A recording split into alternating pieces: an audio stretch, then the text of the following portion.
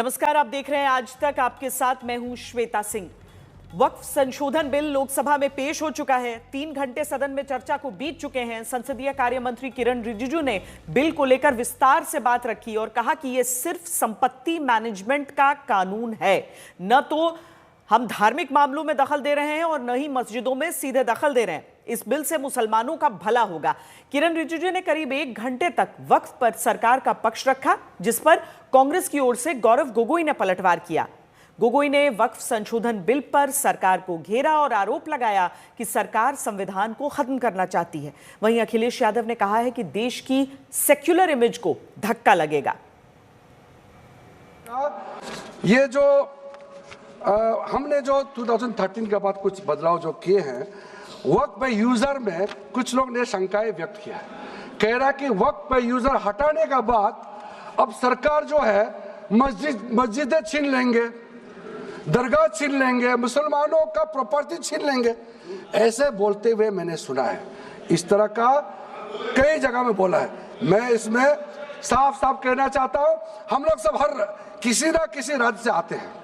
We all belong to each and every part of our country. We are together. We may belong to different states and union territories. We are all Indian. ये authority राज्य सरकार को हमने कैसे दिया? जो property वक्फ user को हम लोगों ने हटाने के बाद ये प्रावधान सुरक्षित किया है, ऑथोराइज किया स्टेट गवर्नमेंट को कि जो प्रॉपर्टी रजिस्टर्ड हो चुके हैं, जब आप नमाज पढ़ते हैं, रजिस्टर्ड है, डॉक्यूमेंट है, उस पे कोई हस्तक्षेप नहीं होगा। ये कानून प्रोस्पेक्टिव है, रेट्रोस्पेक्टिव नहीं है। ये आप लोग बहुत क्लियर से सुन लीजिए। ये किसी का जमीन छीनने का कानून नहीं है। ये किसी का राइट, किसी का हनन करके उसका प्रॉपर्टी को हड़पने का नहीं है। राज्य सरकारों को अधिकार दिया गया है कि जो ऑलरेडी रजिस्टर्ड है उसका तो कोई डिस्प्यूट नहीं है, लेकिन जो डिस्प्यूटेड है, जो कोर्ट में पेंडिंग है, उसको हम यहाँ कानून बना के कैसे हटा सकते हैं? अगर आप बार बार ये कह रहे हैं कि फलाना हो रहा है, धमकाना हो रहा है, तो आप इसको क्लॉज को क्यों कमजोर कर रहे हैं? सिर्फ भ्रम फैलाना है सर। मंशा इनकी कहीं और है। मंशा सर, मैं भी एक टिप्पणी देना चाहूंगा कि आज ये एक विशेष समाज के जमीन पर इनकी नजर है, कल समाज के दूसरे अल्पसंख्यकों के जमीन पर इनकी नजर जाएगी। आज ये बिल सिर्फ एक विशेष समुदाय के जमीन पर इनकी नजर है, कल दूसरे समुदायों के जमीन पर इनकी नजर जाएगी। भाजपा चाहती है कि वक्फ बिल लाने से मुस्लिम समुदाय को लगे कि उन पर हक को मारा जा रहा है, वो उद्वेलित हों और भाजपा को ध्रुवीकरण की राजनीति करने का मौका मिल सके। क्योंकि अध्यक्ष महोदय, भाजपा का लक्ष्य यह है कि ध्रुवीकरण हो, क्योंकि वो जानते हैं कि ध्रुवीकरण जितना होगा उससे वो लाभ उठाने में आगे रहेंगे। तो ये वक्फ बिल जो लाया जा रहा है वो अपनी वोट बैंक को संभालने के लिए और समाज को बांट करके ध्रुवीकरण करके राजनीतिक लाभ लेने के लिए लाया जा रहा है। और अगर इसके लिए नहीं लाया होता तो पहले से जो जितने फैसले लिए सरकार ने, क्या उससे देश और प्रदेश में कोई बड़ा बदलाव आ गया है? अगर स्मार्ट सिटी का बात करें तो कितनी स्मार्ट सिटी बन गई है आपकी? आपके नोटबंदी की वजह से न जाने कितना रुपया कहां निकल रहा है। और डर तो ये लगता है कहीं भाजपा वाले दूसरों के पैसा रख करके न पकड़वा दें। वक्फ बिल के आने से पूरी दुनिया में एक गलत संदेश भी जाएगा। इससे देश की सेकुलर इमेज को बहुत धक्का लगेगा। वक्फ बिल भाजपा की नफरत की राजनीति का एक और अध्याय है। वक्फ बिल पर अब तक बहस के दौरान ये बात सरकार की तरफ से कही गई कि वक्फ के बहाने संसद तक पर अपना दावा ठोकने की कोशिश कुछ लोगों ने की और जिक्र यूपीए राज का किया, जिस पर गौरव गोगोई ने भ्रम फैलाने की बात कही। 2013 में वक्फ बाय यूजर जो आपने प्रावधान डाला, उसके बाद 1970 से एक केस चल रहा था दिल्ली के अंदर में। दिल्ली के अंदर में हमारा सीजीओ कॉम्प्लेक्स है, पार्लियामेंट बिल्डिंग है, कई प्रॉपर्टीज है। और इसको वक्फ बोर्ड, दिल्ली वक्फ बोर्ड ने क्लेम किया कि ये वक्फ प्रॉपर्टीज है। उसके बाद ये केस चल रहा था अदालत में। उस समय यूपीए सरकार ने पूरा सारा जमीन को डी नोटिफाई करके वक्फ बोर्ड को दे दिया। 123 प्रॉपर्टी। अगर आज हम ये संशोधन लेके नहीं आते तो जिस सदन में हम बैठे हैं, ये पार्लियामेंट बिल्डिंग, इसको भी क्लेम किया जा रहा था। एयरपोर्ट, बसंत विहार, और अगर नरेंद्र मोदी जी का सरकार नहीं आते, अगर यूपीए का सरकार कंटिन्यू रहता, तो क्या क्या बिल्डिंग को डी नोटिफाई किया जाना था। 123 प्रॉपर्टी को तो डी नोटिफाई किया। मैं रिकॉर्ड में कह रहा हूं, अपने मन से कुछ नहीं कह रहा हूं, मैं ऑफिशियल रिकॉर्ड का बात बता रहा हूं। अध्यक्ष महोदय, आप काहे को उछल रहे हो? मैं अपने से थोड़ी बोल रहा हूं, जो हकीकत बात को बता रहा हूं। आप आराम से बैठ के सुनिए। अध्यक्ष महोदय, जो इन्होंने 2013 यूपीए गवर्नमेंट के संदर्भ में कहा, पूरा का पूरा मिसलीडिंग है, झूठ है, और हम डिमांड करते हैं कि वो ऑथेंटिकेट करें। हम डिमांड करते हैं ऑथेंटिकेट करें। इसीलिए बार बार इन्होंने आरोप लगाए, बार बार इन्होंने भ्रम फैलाया। आप, इसीलिए हम भी अपनी बात रखेंगे, कृपया आप भी सुनने का धैर्य। भाजपा जब भी कोई नया बिल लाती है तो वो अपनी नाकामी छुपाती है। भाजपा वाले मुसलमान भाइयों की वक्फ की जमीन चिन्हित करने की बात कर रहे हैं, जिससे महाकुंभ में जो हिंदू मारे गए हैं या खो गए हैं, उनको चिन्हित करने की बात पर पर्दा पड़ जाए। आज वक्फ संशोधन बिल पर चर्चा के दौरान अखिलेश यादव ने यह कहा कि जो पार्टी खुद को दुनिया की सबसे बड़ी पार्टी कहती है, वो तय नहीं कर पा रही कि पार्टी का अध्यक्ष कौन होगा। इस पर गृह मंत्री अमित शाह ने तुरंत जवाब दिया। कहा कि सामने जितनी पार्टियां हैं, उनका राष्ट्रीय अध्यक्ष केवल 5 लोगों को चुनना है, परिवार को। हमारे यहां करोड़ों लोग हैं। जो पार्टी ये कहती हो कि दुनिया की सबसे बड़ी पार्टी है, अध्यक्ष महोदय वो अपना राष्ट्रीय अध्यक्ष नहीं चुन पाए अभी तक।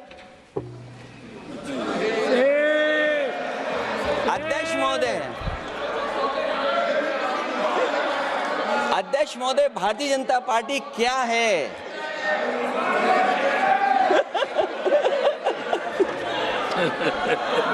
जी, मैं अखिलेश जी ने बहुत हंसते हंसते कहा है, इसको हंसते हंसते जवाब देना। ये सामने जितनी पार्टियां हैं, उनका राष्ट्रीय अध्यक्ष उन 5 लोगों को ही चुनना है, परिवार के। हमें माननीय अध्यक्ष जी करोड़ों सदस्यों में से 12-13 करोड़ सदस्य प्रक्रिया कर कर चुनना है, तो देर लगती है। आपके यहाँ जरा भी देर नहीं लगेगी। मैं कह देता हूं, अभी 25 साल तक आप अध्यक्ष हो जाओ, नहीं बदल सकता।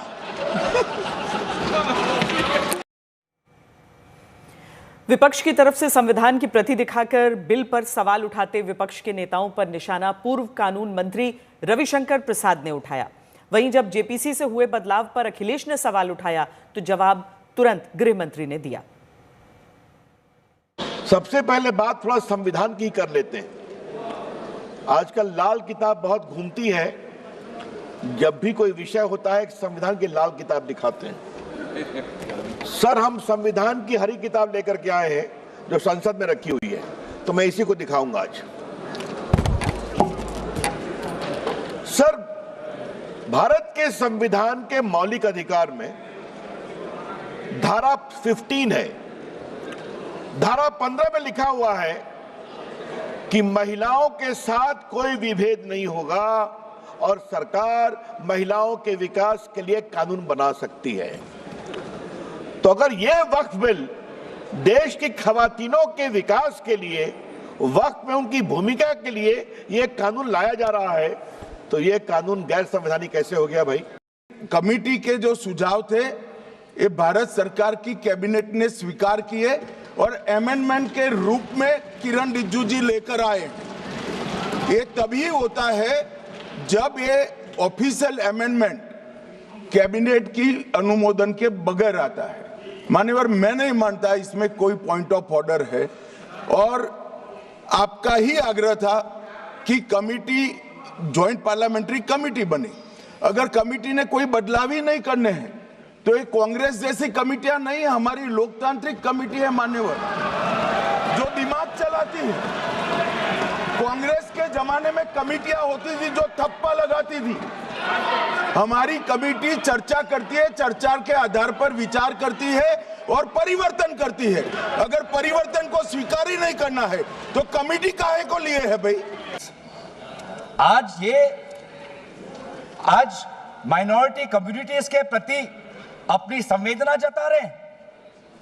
सर, कुछ हफ्ते पहले देश में विभिन्न जगहों में लोगों ने ईद की शुभकामनाएं एक दूसरे को दी, और क्या आपको पता है कहां इनकी डबल इंजन की सरकार ने लोगों को रास्ते पे ईद का नमाज भी पढ़ने नहीं दिया। और ये बात करेंगे आप अल्पसंख्यकों के प्रति अपनी संवेदना जताते हैं। मैं पूछना चाहता हूं कि आपके लोकसभा में कितने एमपीज अल्पसंख्यक हैं? पहले उसका विवरण दीजिए और फिर हमें बताइए कि आपके दिल में कितना संवेदना है। संसदीय कार्य मंत्रालय के साथ अल्पसंख्यक मामलों के मंत्री किरण रिजिजू ने जब विपक्ष से कहा कि अब भी वक्त है, समर्थन में बिल के आ जाइए, तो अखिलेश यादव ने बिल के साथ खड़ी नीतीश कुमार और चंद्रबाबू नायडू की पार्टी को लेकर बड़ा बयान दिया। कहा कि यह बिल सरकार के लिए वाटरलू की लड़ाई साबित होगा, क्योंकि जो साथी आज सरकार से सहमति जता रहे हैं वो अंदर से विरोध में हैं।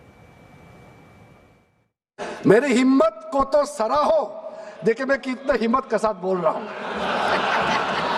मेरे हिम्मत को तो सराहो, मेरे हमराही बनो। मैंने एक शम्मा जलाई है हवाओं के खिलाफ। अध्यक्ष महोदय, यहां में कुछ मेंबर विरोध जरूर कर रहे हैं, लेकिन मैं कुछ मेंबर को मेरे घर में मैं न्योता देना चाहता हूं।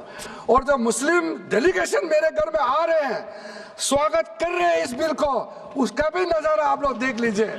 आपका सोच बदल जाएगा। आपको नहीं मालूम मुसलमानों में कितना भयंकर समर्थन कर रहा है इस बिल को लेकर के, आप लोग को मालूम ही नहीं है। करंट अंदर में गरीब मुसलमानों का तो संदेश बार बार आ रहा है कि जल्दी पास कीजिए इस बिल को। इसलिए अभी तो आपने साथी संभाल लिए हैं, एक साथी तो मुझे दिखाई नहीं दे रहा है, और हमारे जिनका हमने सम्मान किया हमें कहां ले गए आप? और हमें यहाँ छोड़ गए आप, हमें छोड़ गए। हमें देखिए सभापति महोदय देखिए राजनीति क्या है। हमने आपका हाथ पकड़ा और हम यहाँ आ गए, और आप हमारा हाथ छुड़ा करके वहां चले गए। इसलिए देखिएगा कब हमारा इनका हाथ मिल जाए। और मैं अध्यक्ष सभापति महोदय ये कहना चाहता हूं कि वक्फ बिल भाजपा के लिए वाटरलू साबित होगा, क्योंकि ऊपर से तो हाँ हाँ कह रहे हैं, लेकिन अंदर ही अंदर बहुत सारे साथी सहमत नहीं हैं। मैं अंत में इतना ही कहना चाहता हूं कि ये वक्फ बिल जो लेकर के आए, कोई उम्मीद लेकर के नहीं आ रहा है। ये सोची समझी रणनीति का हिस्सा है, क्योंकि इनका जो बोर्ड बिखर गया है, ये मुस्लिम में भी बंटवारा चाहते हैं। मुस्लिम इस्लाम धर्म में कहीं बंटवारा नजर नहीं आता है, लेकिन इनकी कोशिश है कि इस बिल के माध्यम से हम मुस्लिम भाईचारा में भी बंटवारा करते हैं। बंटवारा तो पीडीए करेगा। अभी ये 8 लाख संपत्ति है, इसमें कब्रिस्तान भी होंगे, इसमें मस्जिद भी होगी। सर, आज मैं ये सवाल इस संसद के सामने उठाना चाहता हूं, कितने स्कूल बने वक्फ की संपत्ति पर, कितने अस्पताल बने वक्फ की संपत्ति पर, कितने स्किल सेंटर खुले वक्फ की संपत्ति पर, कितने अनाथालय खुले वक्फ की संपत्ति पर, कितनी बेवा विधवा बेटियों बहनों को सिखाए गए सिलाई कढ़ाई जीने का तरीका गिनतियों पर भी आएगा। सर, तो ये बार बार जो वक्फ की बात बोलते हैं, अगर आज इस कानून के द्वारा वक्फ की जमीन को रेगुलेट करके उसकी प्रॉपर्टी में फंडिंग अच्छी आए और उस जमात के लोगों के लिए इसका विश्वास बढ़े, तो इनको परेशानी क्यों होती है सर? सर, इस परेशानी की मैं वजह समझता हूं सर, और अब मैं इस परेशानी की वजह पर आ रहा हूं सर। दिल से तो कहते हैं कि हम चाहते हैं संशोधन हो, लेकिन राजनीतिक मजबूरी इनके पैर पीछे खींचती है सर। बहुत सालों से राग वही है, सुर वही है, तीखापन वही है, भाषा वही है। अभी ये चर्चा रात 8 बजे तक चलनी है, जहां विपक्ष के सवालों को अब से कुछ देर पहले मंत्री किरण रिजिजू ने उसी तरह भ्रम फैलाने और डराने वाला बताया जैसे सीएए के वक्त होता था। कोर्ट का पावर को तो हम ले नहीं सकते सर, इसलिए यहाँ बार बार ये लोग माइक बजा बजा करके झूठ 100 बार भी बोलो, कुछ होने वाला नहीं है। सिटीजनशिप अमेंडमेंट बिल जब लाया गया था, वही लोग हैं जिन्होंने कहा था कि सिटीजनशिप अमेंडमेंट बिल पास होकर एक्ट बन जाएगा तो मुसलमानों का हक छिन जाएगा, उनका नागरिकता खत्म हो जाएगा। आज सीए लागू हो गया, बताइए किसी मुसलमान का अधिकार छीना है?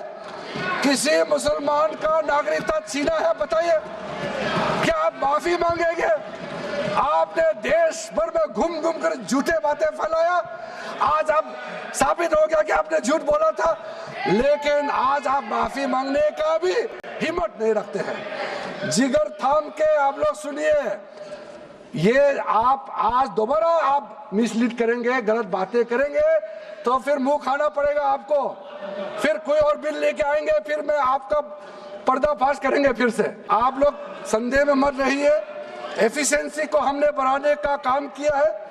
टेक्नोलॉजी का उपयोग करते हुए सेंट्रलाइज डेटाबेस होगा, डिजिटल पोर्टल होगा, कोई छुप के अंधेरे रातों में वर्क क्रिएट नहीं कर सकता है। इसका पूरा रजिस्ट्रेशन का प्रावधान है, ट्रैकिंग होगा, निगरानी रखा जाएगा, कंप्लायंस का प्रावधान है, और जो मैनुअल हाथों से जो गलत होगा उसका भी करेक्शन करने का प्रावधान है। ब्यूरोक्रेटिक डिले होता है, उसका भी समाधान हमने पूरा बिल में तरीका बना के रखा हुआ है। और आखिर में इसका ऑडिट प्रॉपर होना चाहिए, तो ऑडिट का भी प्रावधान हम लोग राज्य सरकार को ऊपर में छोड़ा है, क्योंकि आखिर तो सर ये सारा प्रॉपर्टी का अथॉरिटी राज्य सरकार का है। बोर्ड का अपॉइंटमेंट भी राज्य सरकार को करना है, केंद्र सरकार का कोई रोल नहीं है। लैंड स्टेट सब्जेक्ट है, सारा राज्य सरकार को ही करना है। इसलिए राज्य सरकारों को हम फुल अथॉरिटी देने के साथ साथ हमारा जो मंत्रालय है वो ऑनलाइन हमेशा जुड़ा रहेंगे कि जो जो वर्क प्रॉपर्टी क्रिएट किया गया है उसका स्टेटस है वामसी पोर्टल से मिला करके हम लगातार टच में रहेंगे। इसलिए कोई इसमें ये नहीं सोचना है कि सेंट्रल गवर्नमेंट कोई एक्स्ट्रा पावर हड़पने जा रहा है क्या, बिल्कुल सोचने का नहीं है। ये टोटली स्टेट गवर्नमेंट का अधीन है और राज्य सरकारें ही इसका निगरानी में आगे काम करना है। वक्फ ट्राइब्यूनल के बारे में सर मैं संक्षेप में, अभी फ्लोर खुलने वाले हैं, मैं आपके हाथ फ्लोर छोड़ने वाले हैं, तो मेरा जो वाइंड अप को आप ध्यान से सुन लीजिए। जो ट्राइब्यूनल है, ट्राइब्यूनल में 2 मेंबर का हमने प्रस्ताव रखा था, तो कमेटी ने कहा कि 2 मेंबर ठीक नहीं है, इसमें 3 मेंबर होना चाहिए। ये प्रस्ताव भी मंजूर किया गया है। तो वक्फ ट्राइब्यूनल में 3 मेंबर होगा फिक्स टेन्योर का साथ, और उसमें आज टोटल लिटिगेंस 14,417 केसेस है। आप सोच के देखिए, तो ट्राइब्यूनल में जल्दी जल्दी केस डिस्पोज हो। 3 मेंबर्स का ट्राइब्यूनल बनाया गया है। उसके बाद में उसका टेन्योर को फिक्स किया गया है। उसके बाद में जो एक बहुत स्ट्रिंजेंट प्रोविजन था, पहले ऑटोमेटिक अपील करने का राइट नहीं था, स्पेशल रिव्यू पिटीशन ही कर सकते थे ट्राइब्यूनल के ऑर्डर के बाद।